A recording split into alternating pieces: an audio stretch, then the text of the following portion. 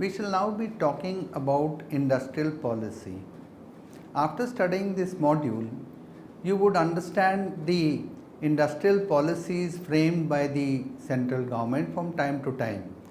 You would be able to appreciate why the industrial policy of 1999 is considered to be a landmark policy in the path of India's economic development.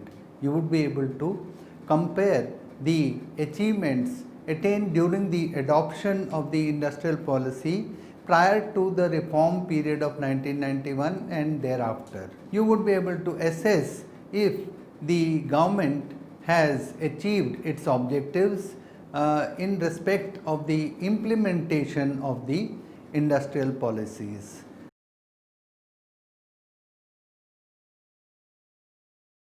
Now, the industrial policy of a nation is its official policy to promote growth and development of the manufacturing sector of the economy. These policies are formulated to address the various manufacturing and infrastructure sectors of the problems of the manufacturing and the infrastructure sectors of the economy. There are specific policies meant for various subsectors within the industrial sector. To begin with, in April 1956, the Parliament of India passed the Industrial Policy Resolution, according to which the industries were classified into three categories, in three schedules as we call it. The Schedule A industries were those industries that would be exclusive responsibility of the state.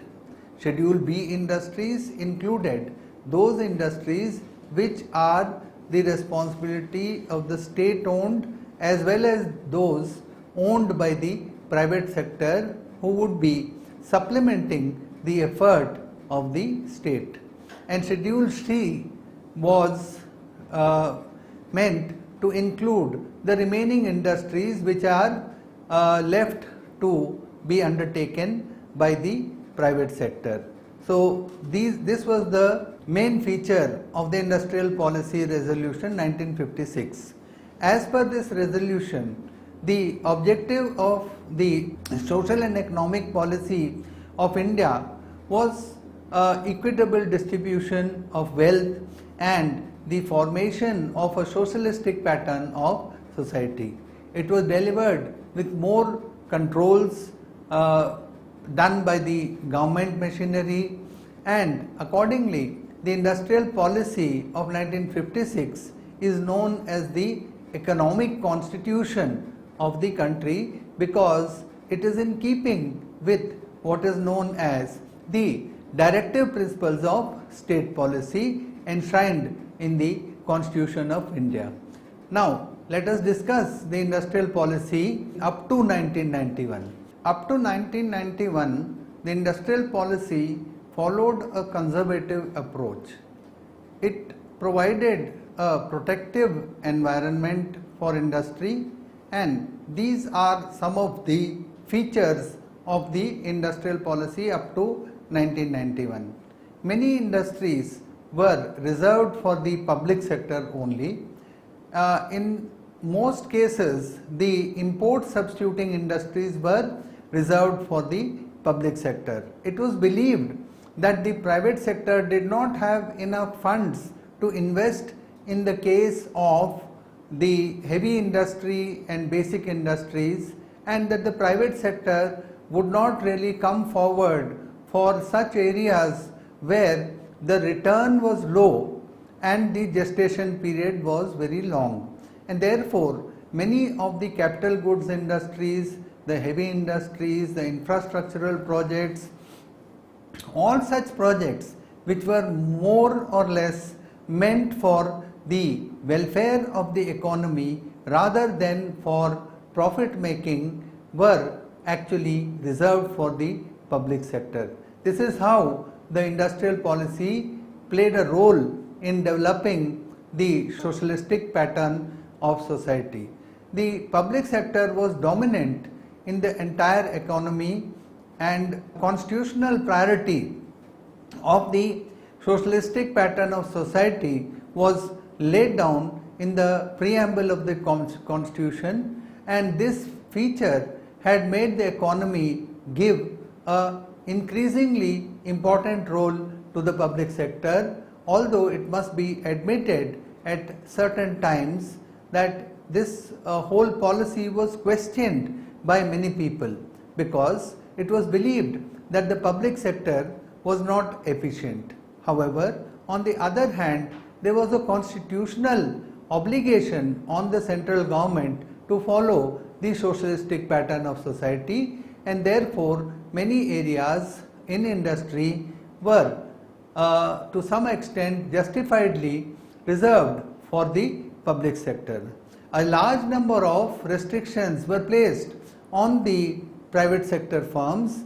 Licensing policy was adopted, which was mandatory for establishing new units or for a substantial expansion in the existing undertakings. Large sized firms had to obtain a clearance under the Monopolies and Restrictive Trade Practices Act, that is the MRTPA, which existed at that time, and in addition industrial license had to be set up for a new undertaking or for expanding an existing one. There were lots of restrictions also on the use of those industries which were using imported technology and foreign capital. So we can see that in contrast to the present day industrial policy, there were many restrictions.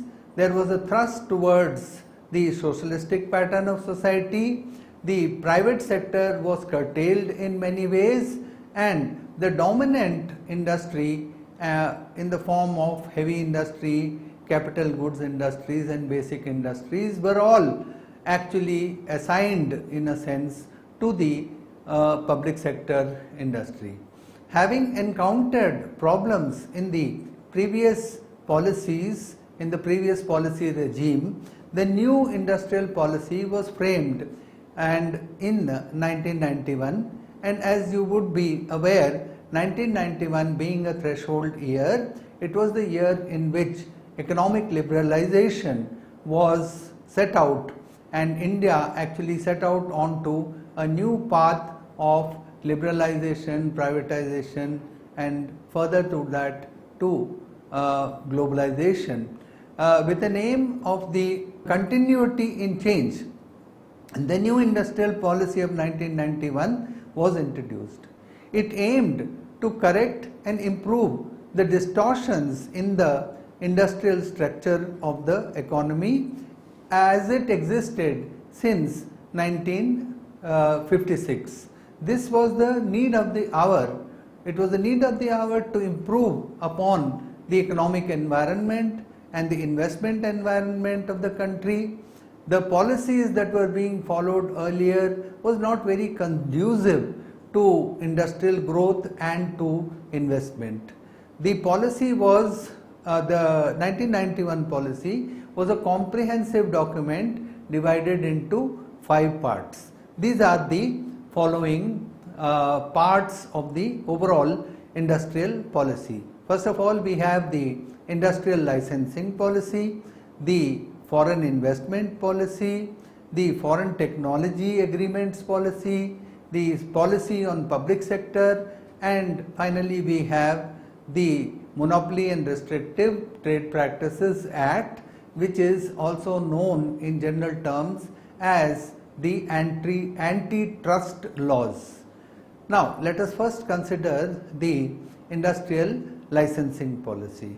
The policy had aimed at the abolition of the licensing system, and it was aimed to make the economy more liberal.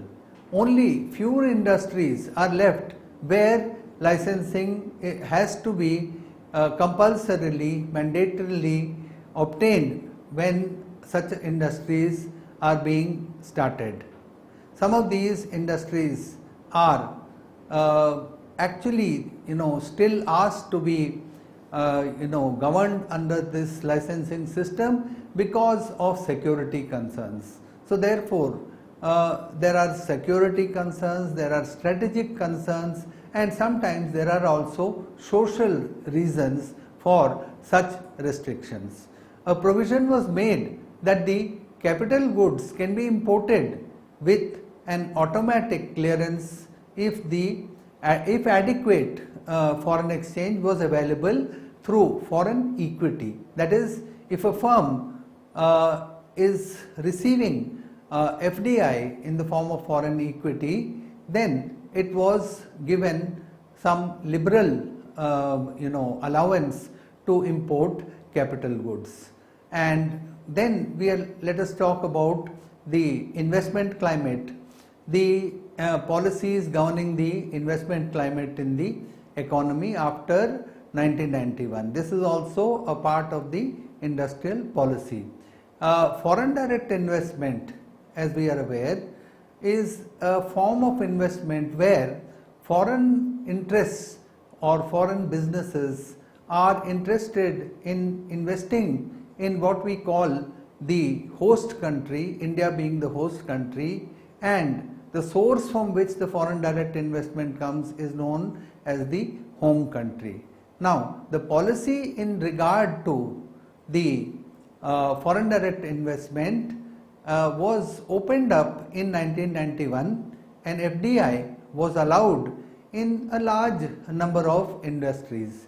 About 34 industries were placed under the automatic approval route, as is the case in India, as is in many other countries. Also, apart from foreigners, the NRIs, non-resident Indians, were allowed to invest 100% equity investment on a non-repatriable basis in all activities except in the negative list. Then we have the policy about foreign technology agreements. This is a very important and crucial change that was brought about in the 1991 policy, and that was the automatic approval for technology agreements in high priority industries. The investment limit was up to 1 crore rupees. The provisions were made for 5% royalty to domestic sales and 8% for exports. However, these could not exceed the total of 8% of sales over a period of 10 years from the date of the agreement or 7 years from the commencement of production. Now, what were the changes in the policy regarding public sector? As we have already stated, prior to 1991, public sector was the dominant form of industry. The industrial structure was dominated by the public sector. The major attention was laid on the strategic and essential high-tech infrastructure of the public sector. All the 6 public sector units were referred to the Board for Industrial and Financial Reconstruction, the BIFR, and then there was a plan of disinvestment of many public sector companies that had taken place. It was decided that the board of the public sector companies will be given more powers and better conduct so that they can conduct themselves better and so that their working can become more efficient. Now, about monopoly and monopoly power, we had the Monopoly and Restrictive Trade Practices Act. This MRTP Act was also amended to remove the threshold limit of assets in respect of the companies covered under this Act. Many changes were incorporated with regard to the requirements of prior approval from the central government for the establishment of new undertakings, for expansion of the existing undertakings, for merger, for amalgamations, for takeover, and there were changes in the rules regarding the appointment of directors also. According to one of the studies by Nambiar, this policy encouraged economic activity and hence raised the production and employment. Although this change was not spontaneous, it took some time, but in fact, if we look at all these stages, then the initial stage was that of trade liberalization. Increasingly, foreign competition was allowed on Indian soil, and which led to the closure of less competitive firms, and therefore, of course, there were social problems like the loss of jobs, loss of incomes, social unrest, and there was a reduction in the general economic welfare in the initial period. But in the long run, the impact in terms of increased productivity, more competitiveness, greater competitiveness, accelerated growth, and some of the positive features of the new industrial policy after 1991 could be felt.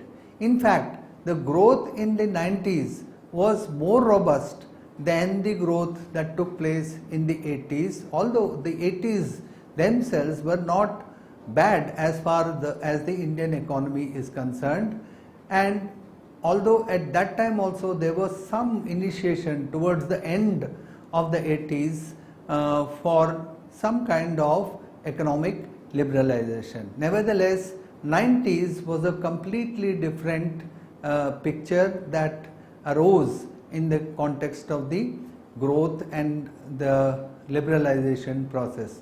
Many authors were of the view that in spite of declining productivity of the industrial sector, but the industrial sector had benefited from the reforms by expanding the capacity. So the liberal environment led to growth in terms of capacity of production. The one area in which the trade policy reforms were most successful is the sector of information technology related services. In the long run, benefits, the benefit was in terms of competitiveness, but the less dynamic enterprises may also tend to disappear, and they did disappear under the increased context of competition that we had imported by virtue of liberalization.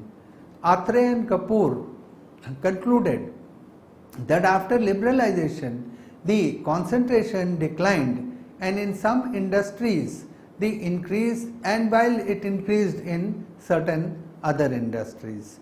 The trade liberalization had a spontaneous effect of increasing imports of products that competed with nationally made products. These imports were either cheaper or at similar quality, or similarly priced with other superior quality attributes. In either case, the domestic producers had faced increased competitive pressure, to which they responded in various ways, mainly by reducing their own price and profit margins.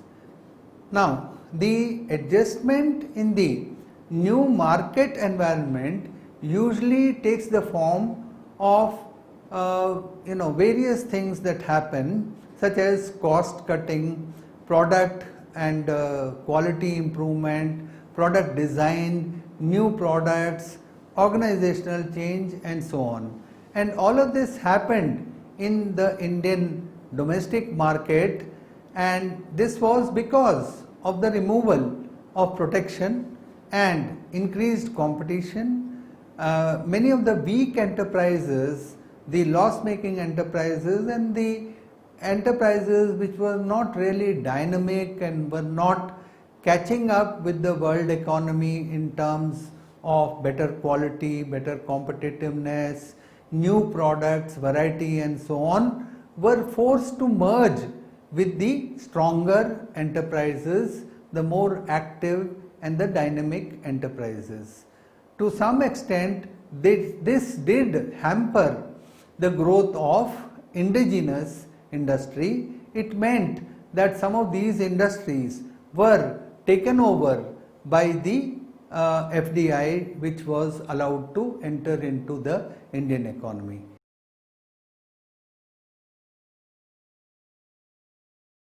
Every change that is undertaken in the policy sphere can be analyzed with respect to the pros and cons before adoption. But any change is in its essence something which has to occur, and it is a historic necessity. But the change sometimes proves to be beneficial, and sometimes, of course, it is hazardous. Unless the hazards are extreme, it is necessary that an economy adopts and adapts itself to the changing conditions in the global economic environment. And this global economic environment will always have some impact for each of the economies in the world. India was no such exception. India also had to undergo all this policy change. Thus, the policy change has led to some advantages. Now, let us see what these advantages are. Assimilation of the Indian economy with the rest of the world economy. This is one of the biggest advantages. In order to assimilate the Indian economy with the world economy as a whole, the Indian government opened up the doors of Indian industries to other world economies. This was done with the major policy change. Okay. With this, what happened is that the policy of foreign investment was allowed in many sectors. The policy of foreign investment allowed FDI in many sectors of Indian industry. It helped India to get technical know-how, to get capital, and to learn about better processes and practices in management for the production of goods and services, which were earlier not available to the Indian industry and the Indian markets. This opened up a number of opportunities for foreign companies, which created an environment of fierce competition and survival of the fittest in amongst Indian companies. Financial stability is another dimension which needs to be looked into. The Indian economy, which was very weak at the advent of the 90s, was not able to pay even for just 2 weeks of imports before the policy of financial liberalization was introduced. There were lots of, the Indian economy was at the brink of disaster because debts were piling up and the foreign exchange reserves had depleted very fast, and most of the industries did not have funds for investing, and therefore growth was bound to suffer. At this juncture, there was a deregulation of the domestic markets and domestic industry. The domestic markets, which was going through a slowdown at the beginning of the 90s, faced a situation where the governments tried to ease the restrictions by allowing foreign companies to make direct investment through Indian companies. There was a check, of course, on the monopoly, which had to go along with these liberalized policies. Otherwise, it might have led to heavy concentration of economic power. With the amendment of the MRTP Act, the government was able to control to some extent the prevailing unfair business practices as well. this emphasis was on checking the monopoly as well as the restrictive trade practices, which actually speaks of the unfair trade practices as well.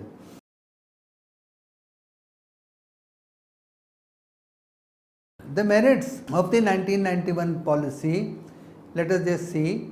The industrial policy of 1991 is a truly historic policy, although very often it is said that this was as a result of the pressure of the IMF and the World Bank, but it is also to a great extent because of our own realization that the time had come for opening up the economy.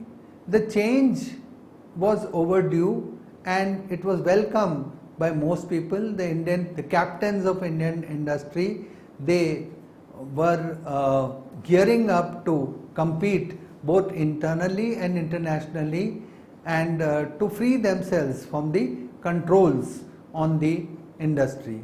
The licensing of a host of industries and the removal of licensing of a host of industries and the abolition of the registration scheme will free India, and in fact has freed India and its entrepreneurs, and they need not make so many trips to different government offices to get all kinds of permissions and grants and approvals. They could now concentrate on their own business and grab such business opportunities for growth. Later, the MRTPA was scrapped and companies could go ahead with investment programs without such restrictions and delays. The permission of 51% equity in a wide range of industries has facilitated foreign technology agreements.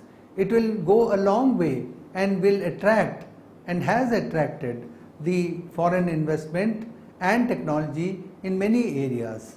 Reforms in the public sector have also taken place, and privatization of the public sector has also improved government undertakings. Finally, in the new policy statement, which is most welcome, it has come as a package.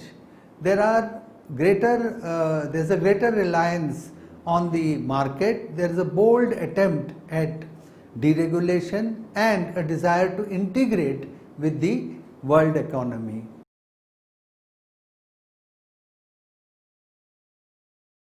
The new industrial policy has many more policies which came with some advantages and disadvantages. However, in view of the position of the Indian economy during this time and this period, basically we could view this entire package more as a boon.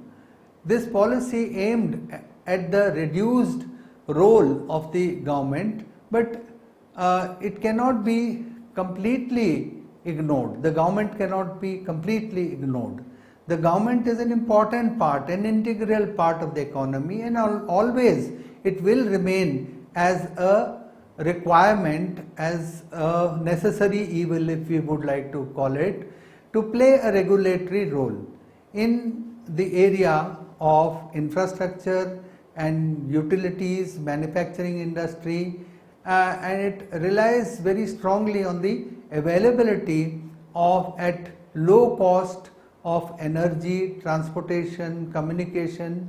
So it is one of the government's important tasks to generate and enable and generate an enabling environment in which these goods and services are available at competitive costs. Although the policy came and was made in the form of a mixed economy, but the industries and the government would always be required to work together. This is an imperative of any growing economy.